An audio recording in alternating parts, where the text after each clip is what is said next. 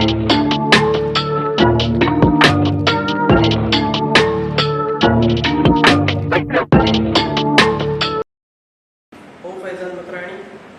ક્લાસીસના આ online platform પર આપનું હાર્દિક સ્વાગત કરું છું. મિત્રો, આજે આપણે ગુજરાતી વ્યાકરણની એક સિરીઝની શરૂઆત કરવા જઈ રહ્યા છીએ. આજનો વિષય, આજનો હેતુ ભાષાનો ઉદ્ભવ અને વિકાસ. ભારતમાં જેટલી પણ કઈ ભાષાઓ બોલાય છે એ દરેક ભાષાનો ઉદ્ભવ ક્યાંય ને ક્યાંયથી થયેલો જ છે.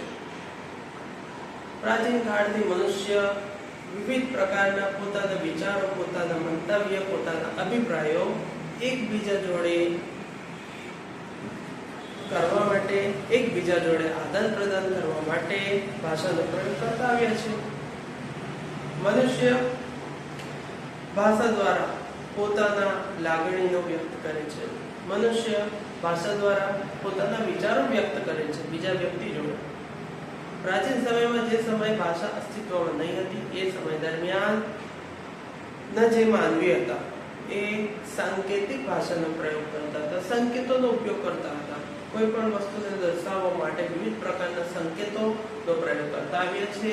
એના પ્રમાણ આપણને અજંતા ઇલોરાની ગુફા હોય, એલિફન્ટાની ગુફા હોય, અથવા તો કોઈ પણ ભીત ચિત્ર છે એના દ્વારા આપણને જાણ મળી આવે છે. જે ગુફામાં જે ચિત્રો મળી આવે છે એના ઉપરથી આપણે જાણી શકીએ છીએ કે પ્રાચીન સમય દરમિયાન જે માનવીઓ હતા એ સંકેતોનો ઉપયોગ કરીને પોતાના વિચારો, પોતાના મંતવ્ય, પોતાના અભિપ્રાયો વ્યક્ત કરતા હતા. વર્તમાન સમયમાં ભારતમાં જેટલી પણ ભાષાઓ બોલાય છે એ મુખ્યત્વે બે કુળની છે. એક તો છે આર્ય કુળ અને બીજું કયું છે દ્રવિડ કુળ. આપણે આ વિશે જાણીએ છીએ, આપણને આ વિશે ખ્યાલ છે કે ઉત્તર ભારતમાં જેટલા પણ રાજ્ય છે એ રાજ્યોમાં જે પણ મુખ્ય પ્રમુખ ભાષાના પ્રયોગ થાય છે એ દરેક આર્ય કુળની ભાષા છે. જ્યારે દક્ષિણ ભારતમાં આપણે જઈએ, દક્ષિણ ભારતમાં આપણને જે ભાષાઓ જોવા મળે છે એ દરેક કયા કુળની છે? દ્રવિડ કુળની ભાષા છે. એમ કહેવાય છે કે ગુજરાતી ભાષાની જનની સંસ્કૃત ભાષા છે. ગુજરાતી ભાષા એ સંસ્કૃત ભાષામાંથી ઉતરી આવી છે. શરૂઆતના સમયમાં જ્યારે સંસ્કૃતનો ચલણ હતો સમગ્ર ભારતમાં, એ સમય દરમિયાન સંસ્કૃત ભાષાના અનેક ગ્રંથો રચાયા છે.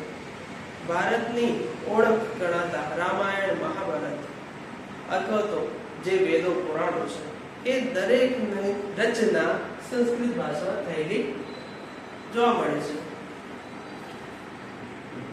સંસ્કૃત ભાષાનો જેમ જેમ સમય જતો રહ્યો, જેમ જેમ સમય પસાર થતો રહ્યો, એવામાં દરેક ભાષામાં અમુક શબ્દો ઉમેરાતા જાય છે, જ્યારે અમુક શબ્દો લુપ્ત થતા જાય છે. અમુક શબ્દો ઉમેરાય છે, અમુક શબ્દો લુપ્ત થાય છે. આ ક્રિયા દરમિયાન આમ થવાથી ભાષાનો સ્વરૂપ જ બદલાઈ જાય છે. એમ એનો વિવિધ સ્વરૂપ બદલાતા સંસ્કૃત ભાષા પછી એ કઈ ભાષા બની ગઈ? પ્રાકૃત ભાષા બની. પ્રાકૃત ભાષામાં સમય જતા, સમયકાળ બદલાતા એમાં પણ અમુક શબ્દો ઉમેરાયા, અમુક શબ્દો લુપ્ત થતા ગયા. એમ થતા પ્રાકૃત ભાષામાંથી કઈ ભાષા બની? અપભ્રંશ ભાષા. એવું કહેવામાં આવે છે કે ગુજરાતી ભાષા એ અપભ્રંશ ભાષામાંથી ઉતરી આવી છે. આ જે અપભ્રંશ ભાષા છે, અપભ્રંશમાંથી જ ગુજરાતી પણ નીકળી આવી છે, પંજાબી નીકળી આવી છે.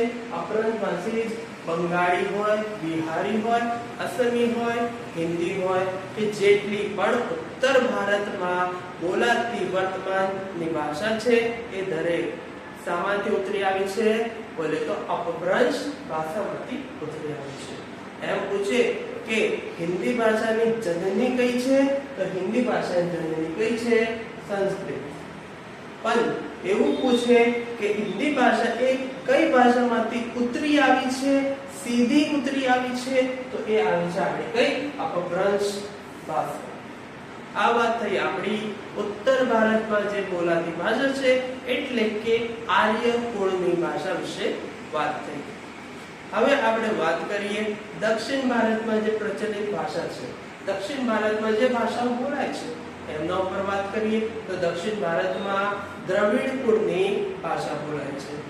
ભારતમાં દક્ષિણમાં જે રાજ્યો જોવા મળે છે તમિલનાડુ, કર્ણાટક, કેરળ કે આંધ્રપ્રદેશ, એ રાજ્યોમાં જે ભાષા બોલાય છે એ કયા કુળની છે? દ્રવિડ કુળની ભાષા છે. એમાં તમિલ, તેલુગુ, કન્નડ અને મલયાલમ આ 4 ભાષાઓ આપણે દ્રવિડ કુળની ભાષા તરીકે ઓળખીએ છીએ, જે વર્તમાનમાં ભારતના દક્ષિણના જે રાજ્યો છે ત્યાં બોલાય છે. આપણા માટે આ હોમવર્ક છે કે તમિલ ભાષા કયા રાજ્યમાં બોલાય છે, તેલુગુ ભાષા કયા રાજ્યમાં બોલાય છે, કન્નડ ભાષા એ કયા રાજ્યમાં બોલાય છે અને મલયાલમ ભાષા એ કયા રાજ્યમાં બોલાય છે.